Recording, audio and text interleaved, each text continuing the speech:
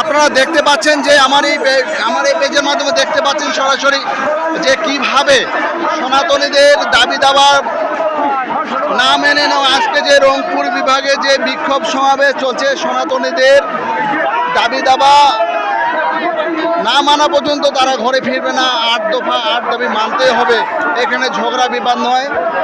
এখানে দেখেন লিখছেন আসিফ নজরুল হিন্দু মারতে দিচ্ছে ভারতীয়। তো দেখেন এই যে আসিফ নজরুল স্যার, ওনাকে আমরা সম্মান করি, কিন্তু এই লোকটা একমাত্র উপদেষ্টা, একবারে বদমাশ। এই কারণে বদমাশ বলো, সে সবসময় উল্টাপাল্টা করে। তাকে জুতা পেটা করা উচিত এই আসিফ নজরুল স্যারকে।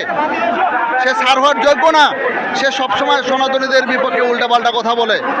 এই আসিফ নজরুলের বিপক্ষে এখানে বলা হয়েছে যে সে উল্টাপাল্টা বলে যে বাংলাদেশের 26 লক্ষ সনাতনী যারা ভারতীয়রা চাকরি করে, সে অনেক কিছু জানে না, নির্বোধের মতন সে একজন শিক্ষিত লোক হয়ে গণ্ডমুখের মতন কথা বলে।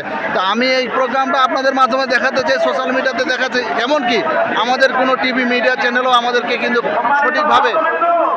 সঠিকভাবে আমাদের খোঁজ খবর দিচ্ছে না, দেখাচ্ছে না। আজকে যে সমাবেশটা হওয়ার কথা ছিল রংপুর বিভাগে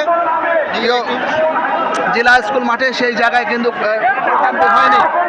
সেই জায়গাটা কিন্তু অনুষ্ঠানটি হয়নি এবং সেখানে